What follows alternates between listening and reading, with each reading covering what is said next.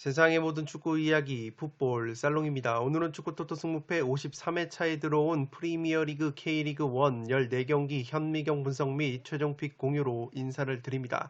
지난 승무패 52회차에서 1등 적중자가 5명이 나오면서 3회 2월은 없게 됐습니다. 이번 승무패 53회차 같은 경우에는 오랜만에 K리그 1 경기가 들어옵니다. K리그 1 같은 경우에는 이제 2경기만을 남겨두고 있기 때문에 어떤 팀이 어떤 동기부여가 있고 또 순위 다툼은 어떻게 이루어지고 있는지 면밀하게 정리를 할 필요가 있기 때문에 K리그 1 경기에서 상세하게 설명을 드리도록 하겠습니다. 지금 보시는 프로토 적중 내역은 풋볼살롱이 매 회차마다 풋볼살롱 멤버십 회원 여러분들에게 공유를 드리고 있는 프로토 조합픽 공유 내역입니다.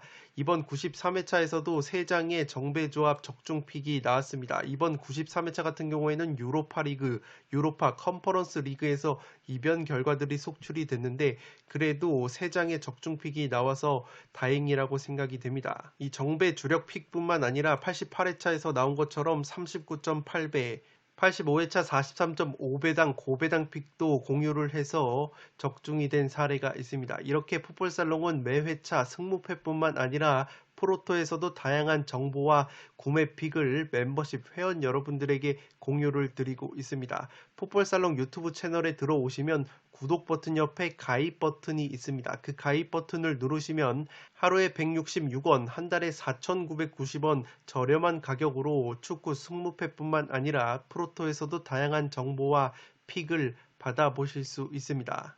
풋볼살롱 멤버십으로 합류를 하시면 풋볼살롱 멤버십 전용 네이버 카페를 통해서 제야의 고수분들과 다양한 정보를 공유 및 교류를 하실 수 있습니다. 이렇게 직접 구매를 한 조합픽을 공유를 하는 문화가 자리를 잡았고 실제 공유를 하신 픽이 적중이 되는 사례가 늘어나고 있기 때문에 관심이 있으신 분들은 풋볼살롱 멤버십으로 합류를 해 주시면 되겠습니다. 뿐만 아니라 풋볼살롱이 현미경 분석에서 활용을 하는 축구토토 승무패 현미경 분석 자료를 유튜브 동영상이 올라가기 전에 빠르게 확인을 하실 수 있기 때문에 상당히 시간적인 부분을 세이브 하실 수 있습니다.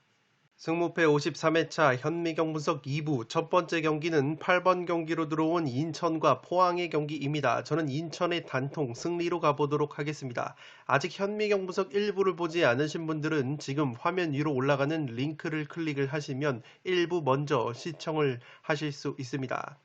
인천 같은 경우에는 이미 1부 리그 잔류를 성공을 했습니다. 포항 역시 1부 리그 잔류를 성공을 했기 때문에 양팀 모두 동기부여적인 측면은 떨어져 있습니다. 인천은 올 시즌 홈 경기에서 7승 5무 6패로 원정에서의 5승 4무 9패보다 훨씬 더 다부진 모습을 홈에서 보여주고 있고 최근 리그 5경기에서 2승 2무 1패로 나쁘지 않은 흐름을 보여주고 있습니다. 인천의 공격은 공격수 김현 선수가 이끌고 있습니다. 최근 3경기 연속골을 넣어주고 있는데 이 김현 선수의 뚝배기 한 방이 과연 위력을 발휘할 수 있을지 귀추가 주목이 되고 있습니다. 포항 같은 경우에는 핵심 수비수 그랜트 선수가 징계로 빠지기 때문에 이 김현 선수의 제공권을 어떻게 제어할 수 있을지가 포항으로서는 관건이라고 보시면 되겠습니다. 포항은 그랜트 선수 외에도 골키퍼 이준 선수가 징계로 결정을 하고 전민관까지 징계로 결정이 되기 때문에 수비 쪽에 누수가 굉장히 심한 상황이라고 보시면 되겠습니다.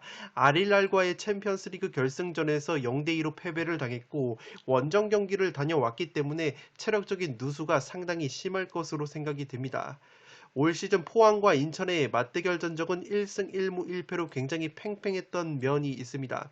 인천으로서도 1부 리그 잔류를 성공을 했기 때문에 무리한 경기 운영을 하지 않을 것으로 생각이 되지만 시즌 마지막 홈 경기라는 점에서 관중들 앞에서 승리하는 모습을 보여주겠다는 의지는 있을 것으로 보입니다. 또한 인천 구단 측에서 마지막 홈 경기인 만큼 대대적인 경품 행사를 진행을 한다고 하기 때문에 인천 홈팬들이 열렬한 응원을 보내주지 않을까 싶습니다. 살롱 코멘트에서 정리를 해드리면 이미 1부 리그 잔류를 확정한 두 팀이기 때문에 동기부여는 크지 않지만 마지막 홈 경기를 치르는 인천이 좀 더 동기부여적인 측면에서 우위라고 보여집니다. 먼저 포항은 아릴랄과의 챔피언스리그 결승 원정 경기 여파로 체력적인 누수가 심하고 챔피언스리그 결승전에서 무기력한 경기력으로 패배를 당했기 때문에 체력적인 누수뿐만 아니라 정신적인 피로도 심할 것으로 생각이 됩니다. 또한 포항은 핵심 수비수 그랜트 선수와 이준 골키퍼 그리고 전민광까지 징계로 결장을 하기 때문에 수비가 굉장히 헐거워져 있습니다.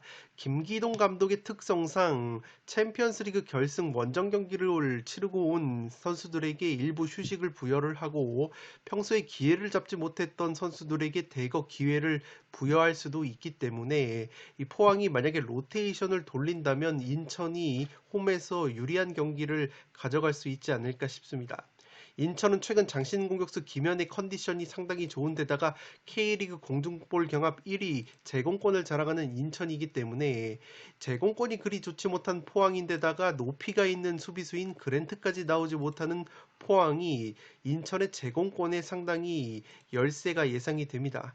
인천이 기본적으로 홈에서 강한 팀이고 시즌 마지막 홈 경기 홈팬들을 위해서 구단 측이 대대적인 이벤트까지 진행을 한다고 하기 때문에 열기가 뜨거울 것으로 생각이 됩니다. 인천의 체력적인 우위와 제공권 우위, 최근 흐름에서의 우위, 그리고 포항의 수비 공백까지 고려를 하면 인천 쪽으로 기우는 매치이지 않나 싶습니다. 따라서 8번 경기는 인천의 단통 승리로 가보도록 하겠습니다.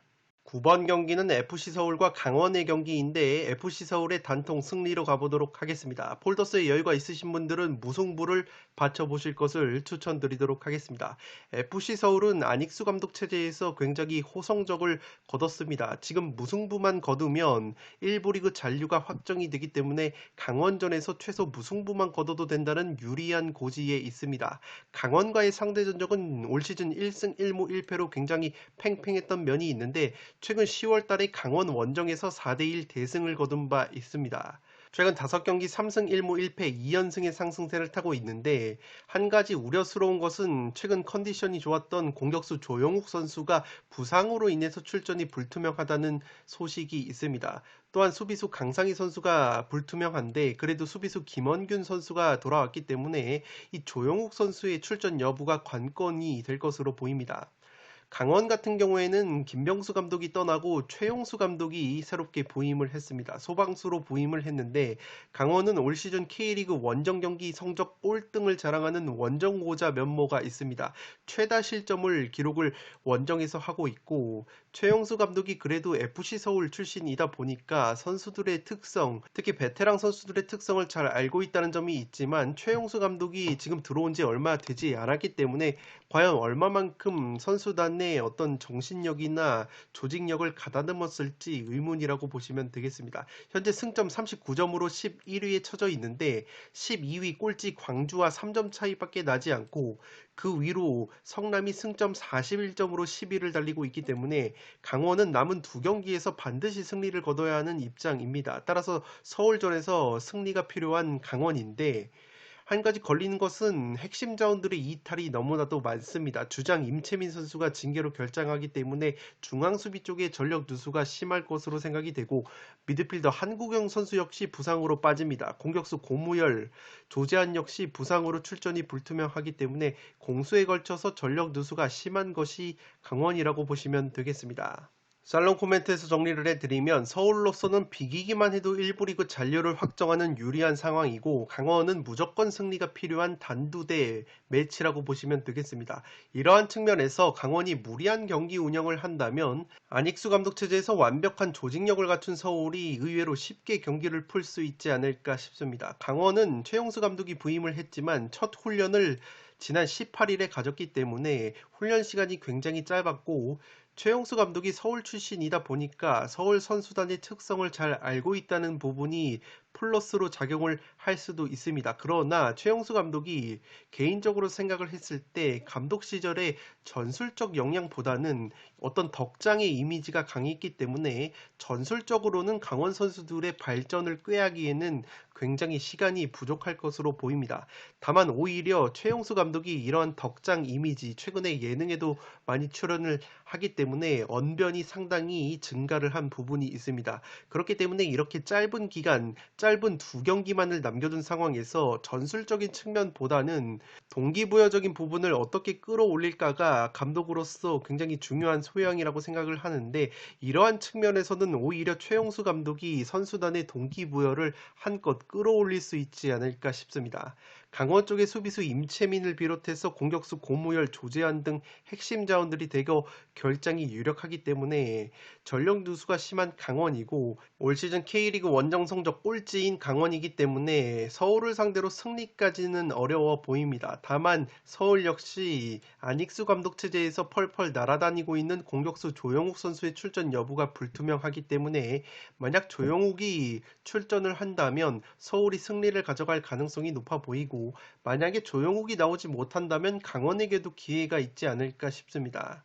서울은 수비수 강상희가 출전 여부가 불투명하지만 최근 김원균이라는 수비수가 부상에서 돌아오면서 공백을 메워줄 것으로 생각이 됩니다. 김원균이 돌아온다면 기성용을 수비수가 아니라 미드필더로 올리면서 중원부터 경기를 장악할 수 있는 서울이기 때문에 서울이 유리한 경기를 할 수 있지 않을까 싶습니다. 서울이 비기기만 해도 잔류를 확정하는 상황적인 측면이 있고, 조영욱이 만약 서울이 결정을 한다면 강원도 강등 버프를 받으면서 최대치는 무승부가 나올 수도 있는 경기이지 않나 싶습니다. 따라서 저는 서울의 단통 승리로 가는데, 폴더스의 여유가 있으시다면 무승부까지 받쳐보실 것을 추천드리도록 하겠습니다.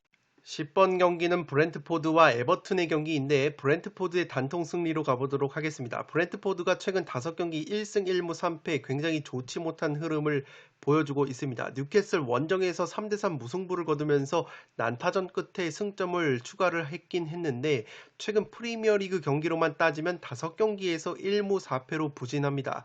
주전 골키퍼 라야 선수가 장기 부상을 당한 것이 굉장히 뼈아프게 작용을 하고 있고, 수비수 아예르 선수뿐만 아니라 백업 자원들도 부상이 조금 있는 편이라서 수비가 상당히 헐거워진 브렌트포드라고 보시면 되겠습니다.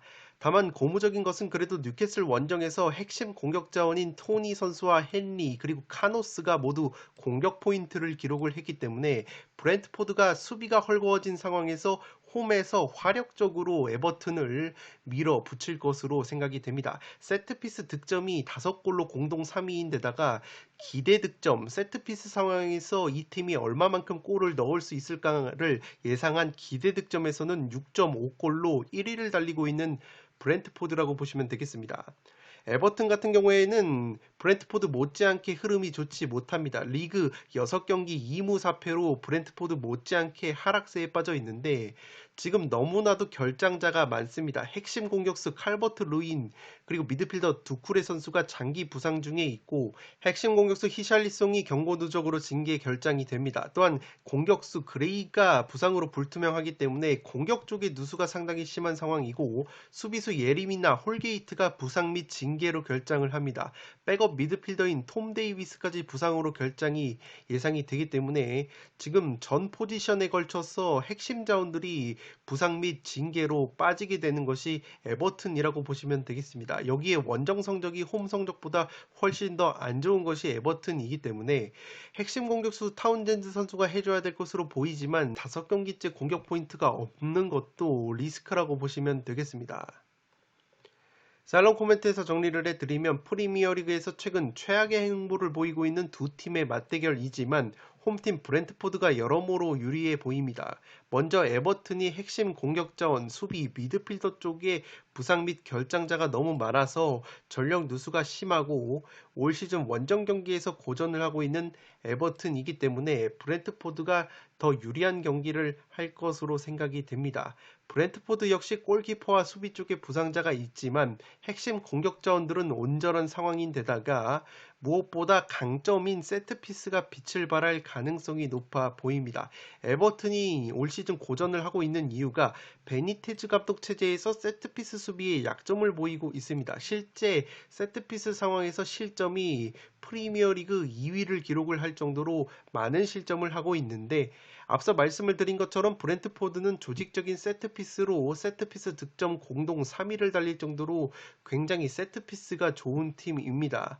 에버튼의 수비수 예리미나 선수가 부상으로 빠져있기 때문에 에버튼의 제공권과 세트피스 수비가 더 헐거워진 상황이라서 브렌트포드의 세트피스가 이 효과를 발휘할 가능성이 조금 더 높아졌습니다. 따라서 브렌트포드가 전력 누수가 심한 에버튼을 상대로 세트피스로 재미를 보면서 승리를 거두는 그림을 그려보도록 하겠습니다. 따라서 10번 경기는 브렌트포드의 단통 승리로 가보도록 하겠습니다.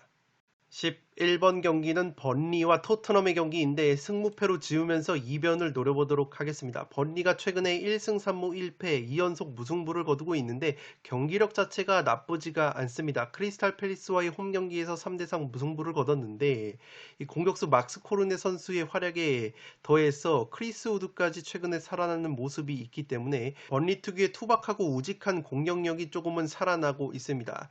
토트넘과의 상대 전적은 1승 1무 4패로 열세이고 지난 시즌은 컵대회 포함해서 3패를 당했던 번리이기 때문에 상성 면에서는 토트넘에게 밀리는 모습이 있습니다. 최근 프리미어리그 4경기 1승 3무로 무패를 달리고 있고, 그런데 리그 12경기에서 무실점 경기가 딱 한 번밖에 없었을 정도로 수비가 불안한 면이 약점이라고 보시면 되겠습니다. 올 시즌 크리스탈 팰리스 다음으로 무승부가 많은 번리이고 의외로 무게중심이 상당히 높고 전방 압박에 적극적인데 이 조직적인 압박이 이루어지지는 않고 있습니다. 토트넘 같은 경우에는 오늘 새벽에 펼쳐진 무라 원정에서 1대2 충격패를 당하면서 최근 5경기 2승 1무 2패 침체에 빠졌습니다. 원정 경기에서도 2승 1무 3패로 홈에서의 4승 2패보다 안 좋은 성적을 보여주고 있는 것이 토트넘이고, 이 무라전에서 핵심 공격 자원인 케인, 모우라, 손흥민 같은 선수들이 대거 경기를 소화를 했음에도 불구하고 이 극장골을 내주면서 패배를 당한 토트넘이기 때문에 사기가 굉장히 꺾여 있습니다. 프리미어리그 제공권 10위를 달리고 있고 세트피스 실점도 3골이나 하고 있기 때문에 번리가 자랑하는 제공권과 세트피스 공격에 덜미가 잡힐 가능성도 있어 보입니다. 이 번리가 프리미어리그에서 제공권 1등을 달리는 팀이고 세트피스 득점이 5골로 공동 3위를 달리고 있기 때문에 번리가 자신들의 확실한 강점만 살릴 수 있다면 승리, 무승부 모두 보이는 경기이지 않나 싶습니다. 살롱 코멘트에서 정리를 해드리면 양팀 모두에게 기회가 있는 경기라고 생각이 됩니다. 번리가 의외로 수비 라인이 위치가 높고 전방 압박에 적극적이라고 말씀을 드렸는데 조직적인 압박이 이루어지지는 않습니다. 따라서 수비 뒷공간 노출이라는 약점이 있고, 이러한 뒷공간은 토트넘의 손흥민이나 모우라 같은 빠른 공격 자원들에게는 기회가 될 수 있는 요소이지 않나 싶습니다. 번리 역시 최근 단순한 롱볼 뚝배기 패턴에서 공격수 막스 코르네 선수가 합류를 하면서 공격의 다양성이 증가를 했습니다. 여전히 강력한 세트피스가 주 무기이고 직전 크리스탈 팰리스전에서도 코너킥으로만 2골을 넣으면서 3대3 무승부를 이끌어냈던 번리입니다. 토트넘 상대로 제공권과 세트피스에서의 우위를 가져간다면 번리 역시 승점 획득 가능성이 충분한 경기라고 생각이 되어지고, 지난 리즈전에서 토트넘의 손흥민, 모우라가 최전방으로 침투를 하지 못하고 계속해서 볼을 받으러 내려오는 상황이 있었기 때문에 두 선수가 갖는 침투와 스피드 강점이 발휘되지 못할 가능성이 있어 보입니다. 리즈의 전방 압박에 전반전에 고전을 했던 토트넘인데 번리는 리즈만큼 타이트한 맨투맨 압박을 하지는 않고 압박의 체계도 조직적인 부분에서는 리즈보다는 떨어진다고 보시면 되겠습니다. 그렇기 때문에 번리의 이런 전방 압박이 토트넘을 상대로 양날의 검이 될 수도 있다고 보여지고, 토트넘은 직전 무라 원정에서 패배를 당했는데 주전급 자원들 대거 활용을 해서 체력 누수가 상당히 심합니다. 토트넘의 공격 패턴이 최전방의 케인이 포스트 플레이로 공을 떨궈주고 세컨볼을 모우라가 주어서 개인기로 전진을 하거나 손흥민이 오히려 시발점 역할을 하고 있는데, 손흥민 같은 경우에는 앞서 말씀을 드린 것처럼 마무리의 강점이 있는 선수인데 계속해서 시발점 역할을 하다 보니까 백패스 횟수가 증가를 하고 이 전진해야 빼내야 되는 공간도 늘어나다 보니까 체력적인 누수가 심하기 때문에 손흥민 선수가 콘테 감독 체제에서 전술 적응에 어려움을 겪고 있습니다. 번리가 앞서 말했듯이 제공권이 프리미어리그 1등 팀이기 때문에 최근 해리 케인의 컨디션이 좋지 못한 상황에서 얼마나 해리 케인이 포스트 플레이를 통해서 제공권 경쟁에서 우위를 점할 수 있을지 의문이라고 보시면 되겠습니다. 이변이 나온다면 승리와 무승부 모두 보이기 때문에 승무패로 지을 만한 경기라고 생각이 되어지고, 따라서 11번 경기는 승무패로 지으면서 이변을 노려보도록 하겠습니다. 12번 경기는 레스터와 와포드의 경기인데 레스터의 단통 승리로 가보도록 하겠습니다. 투폴 추천으로는 무승부까지 받쳐보실 것을 추천드리도록 하겠습니다. 레스터가 레기아와의 홈경기에서 3대1 승리를 거두면서 유로파리그 승리를 통해서 첼시전 대패 분위기 반전에 성공을 했습니다. 최근 와포드와의 상대 전적은 3승 1무 2패로 팽팽한 면이 있는데 최근에는 2019-20 시즌에 1승 1무로 우위를 점한 바 있습니다. 프리미어리그 12경기에서 무실점 경기가 딱 한 번밖에 없었기 때문에 수비가 불안하다고 보시면 되겠고, 최다 실점 공동 2위를 달릴 정도로 이 맨유만큼이나 레스터가 실점, 특히 수비 쪽이 불안한 면이 있습니다.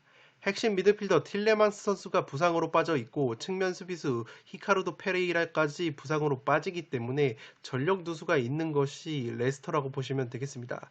레기아전에서 부분적인 로테이션을 가동을 하긴 했어도 주축 선수들이 꽤 많이 경기를 소화를 했기 때문에 체력적인 면에서 와포드에게 열세가 예상이 됩니다. 제임스 메디슨이라는 미드필더가 레기아전에서 1골 1도움으로 맹활약을 했고 슈마이켈 골키퍼가 페널티킥 선방을 했습니다. 백업 공격수 다카 선수가 득점을 하면서 제이미 바디가 부진할 경우에는 다카 선수가 소방수로 투입될 가능성이 높아졌습니다. 와포드는 맨유와의 홈경기에서 깜짝 4대1 대승을 거뒀습니다. 이 맨유전에서 킹, 사르, 데니스 핵심 공격 자원들이 모두 골맛을 봤기 때문에 이 공격 3인방의 활약이 기대를 걸어봄직한 와포드라고 보시면 되겠고, 맨유전에서 의외로 압박 전술을 들고 나왔던 라니에리 감독인데 이 라니에리 감독이 2015-16 시즌에 레스터 시티를 이끌고 프리미어리그 동화 같은 깜짝 우승을 차지했던 영감님이기 때문에 친정팀 레스터 시티를 방문함에 있어서 상당히 감회가 남다를 것으로 생각이 됩니다. 와포드 역시 리그 12경기에서 무실점 경기가 없을 정도로 수비가 불안한 팀이기 때문에 굉장히 난타전 구도가 예상이 됩니다. 수비수 카바셀레와 시에랄타가 부상 중에 있고 미드필더 에테보 역시 부상으로 빠져 있습니다. 살롱 코멘트에서 정리를 해드리면 이 경기는 와포드에게도 기회가 있는 경기로 보여지지만 레스터를 한번 믿고 가보도록 하겠습니다. 와포드가 직접 맨유전에서 의외의 압박 전술을 가동을 하면서 4대1 완승을 거뒀는데 레스터도 맨유만큼이나 이러한 압박에 고전을 할 수도 있어 보입니다. 핵심 미드필더 틸레망스 선수가 일단 부상으로 빠지는 것이 레스터의 중원에 상당한 전력 누수라고 보여지고, 레스터는 미드필더 메디슨 선수가 유로파리그에서 좋은 활약을 보여줬기 때문에 메디슨 선수가 선발로 들어온다면 중원에서 나가는 볼줄기가 살아날 가능성이 높아 보입니다. 이럴 경우에는 와포드가 또 한번 맨유전에서 재미를 봤던 압박 카드를 꺼냈을 경우에 휴식을 충분히 취한 제이미 바디 같은 선수들이 와포드의 수비 뒷공간을 파고들고 여기에 메디슨의 퀄리티 있는 스루패스 한 방이 들어간다면 레스터가 와포드의 골문을 열 수 있지 않을까 싶습니다. 물론 레스터가 맨유 못지않게 올 시즌 실점이 많은데 와포드에는 최전방의 조슈아 킹, 측면에 데니스, 사르라는 위력적인 공격 삼총사 조합이 있기 때문에 맨유를 상대로 4골을 퍼부었던 와포드가 레스터를 상대로도 충분히 화력을 보여줄 수도 있지 않을까 싶습니다. 따라서 무실점 경기는 없을 것으로 보이고, 레스터의 승리로 그래도 가는 이유는 와포드 역시 수비가 좋지 못하고 와포드가 이상하게 강팀을 상대로 좋은 경기를 펼친 다음에는 그 다음 경기에서 무기력한 경기력, 퐁당퐁당 패턴을 보여주는 느낌이 있습니다. 지난 에버튼 원정에서도 5대2 대승을 거둔 다음에는 다음 경기 사우스햄튼과의 경기에서 허무하게 한 골차 패배를 당한 것처럼 한 경기 잘하고 한 경기 못하는 퐁당퐁당 패턴이 이어질 수도 있다고 보여지기 때문에 레스터도 쉽게 패할 것 같지는 않습니다. 폴더스에 여유가 있다면 그래도 와포드가 올 시즌 2연승이 없는 패턴 등을 고려를 했을 때 이변이 나온다면 1대1, 2대2 정도의 난타전 무승부 느낌이 나지 않나 싶습니다. 따라서 레스터시티의 단통 승리로 가는데 폴더스에 여유가 있다면 무승부까지 받쳐보실 것을 추천드리도록 하겠습니다. 13번 경기는 맨시티와 웨스트햄의 경기인데 승무 투폴로 가면서 이변을 노려보도록 하겠습니다. 맨시티가 파리 생제르맹과의 홈경기에서 2대1 승리를 거두면서 최근 4연승의 상승세를 탔습니다. 데브라이너 선수가 여전히 코로나19 여파로 출전이 불투명하고 공격수 페란 토레스 선수 역시 장기 부상 중에 있습니다. 그릴리시 선수 역시 부상으로 인해서 출전 여부가 불투명하기 때문에 화력 저하가 조금은 예상이 되는 맨시티라고 보시면 되겠습니다. 올 시즌 리그컵 원정 경기에서 웨스트햄 상대로 승부차기 끝에 패배를 당한 바 있었던 맨시티이기 때문에 웨스트햄이 강팀들을 상대로도 좋은 경기력을 보여줄 만큼 체급이 한껏 향상이 된 부분이 있기 때문에 맨시티라고 해도 승리를 장담하기에는 어려운 경기이지 않나 싶습니다. 물론 웨스트햄과의 상대 전적을 보시면 4승 1무 1패로 압도적인 우위를 보이고 있는 맨시티이고 첼시 다음으로 프리미어리그 최고 짠물 수비를 보여주는 맨시티이기 때문에 충분히 웨스트햄을 잡아낼 만한 여력을 갖췄다고 보시면 되겠습니다. 웨스트햄도 라피드빈 원정에서 2대0 깔끔한 승리를 거뒀는데 라피드빈 원정에서 로테이션을 돌리면서 체력적인 안배를 했습니다. 핵심 중앙 수비수 오구분나 선수가 부상으로 빠져있는 것은 전력 누수라고 보여집니다. 살롱 코멘트에서 정리를 해드리면 웨스트햄은 핵심 수비수 오구본나 선수의 부상 공백이 생각보다 크게 느껴지고 있습니다. 특히 웨스트햄의 강점이라고 할 수 있는 세트피스의 위력이 반감된 부분이 있고 울버햄튼전에서 웨스트햄이 세트피스에서 재미를 보지 못하고 패했는데 공교롭게도 울버햄튼과 마찬가지로 올 시즌 프리미어리그에서 세트피스 실점이 없는 팀이 바로 맨시티입니다. 그렇기 때문에 맨시티가 웨스트햄의 강점인 세트피스를 봉쇄를 한다면 충분히 승리를 가져갈 만한 매치라고 생각이 되어지고 맨시티는 PSG전에서 전방 압박을 통해서 주도권을 완전히 쥐었는데 2대1 역전승을 거두긴 했어도 여전히 골 결정력 면에서 아쉬움이 있었습니다. 맨시티는 상대가 수비 뒷공간을 노리는 직선적인 역습이 날카로운 팀일 경우에는 고전하는 경향이 있는데 웨스트햄이 역습과 효율적인 롱볼 공격에 특화되어 있는 팀이기 때문에 웨스트햄에게도 기회가 있는 매치이지 않나 싶습니다. 따라서 전술 상성적인 부분이나 웨스트햄의 선수단 퀄리티 등을 고려를 하면 무승부 정도는 가져갈 만한 이변 결과라고 생각이 됩니다. 맨시티가 그릴리시, 데브라이너 같은 핵심 자원들의 이탈이 있는 것도 여전히 변수라고 보여지고 이미 이번 시즌 맨시티가 리그컵 경기에서 0대0 무승부 후에 승부차기 끝에 패한 바 있기 때문에 당시에 웨스트햄이 오히려 로테이션을 많이 가동을 하고 맨시티가 주전 자원들을 더 많이 썼던 것을 고려를 하면 웨스트햄의 저력을 무시할 수는 없어 보입니다. 맨시티가 PSG전에서 체력 소모가 컸지만 웨스트햄은 라피드빈 원정에서 로테이션을 가동을 하면서 교체 카드까지 많이 활용을 했기 때문에 체력적인 면에서도 뒤지지 않을 가능성이 높아 보입니다. 맨시티 승리 가능성이 높지만 이변으로 무승부 정도는 충분히 노려볼 수 있는 매치라고 생각이 됩니다. 따라서 13번 경기는 승무 투폴로 가보도록 하겠습니다. 마지막 경기는 첼시와 맨유의 경기인데 첼시의 단통 승리로 가보도록 하겠습니다. 첼시가 유벤투스와의 홈경기에서 4대0 완승을 거두면서 상승세를 이어갔습니다. 맨유와의 상대 전적을 보시면 1승 2무 3패로 열세이고 지난 시즌 같은 경우에는 0대0 무승부가 두 차례 나왔습니다.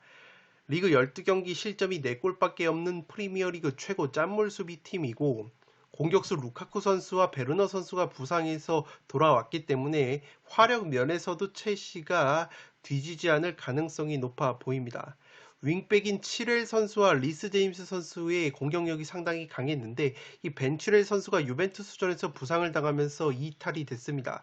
또한 미드필더 캉테 선수 역시 부상으로 빠졌기 때문에 출전 여부가 상당히 불투명해서 이 측면 공격과 중원 쪽에서 활동량에 문제가 있을 수 있는 첼시라고 보시면 되겠습니다. 여기에 공격수 하베르츠 선수와 미드필더 코바치치 역시 부상으로 출전이 불투명하기 때문에 전력 누수가 있는 것이 첼시이고 맨유 역시 첼시 못지않게 전력 누수가 상당히 심합니다. 핵심 중앙 수비수 바란 선수가 부상 중에 있고 맥과이어 선수 같은 경우에는 퇴장 징계로 결장이 되기 때문에 수비 쪽의 누수가 상당히 심합니다.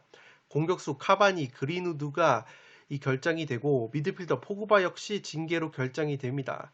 왼쪽 풀백 루쿠쇼 선수가 출전 여부가 상당히 불투명하기 때문에 맨유가 오히려 전령 주수가 더 심하다고 보시면 되겠습니다. 리그 12경기에서 실점이 21골이나 되기 때문에 최다 실점 공동 2위를 달리고 있습니다. 그러한 상황에서 바란과 메가이어까지 나오지 못한다면 첼시가 자랑하는 막강한 화력을 감당해낼 수 있을지 의문이라고 보시면 되겠습니다.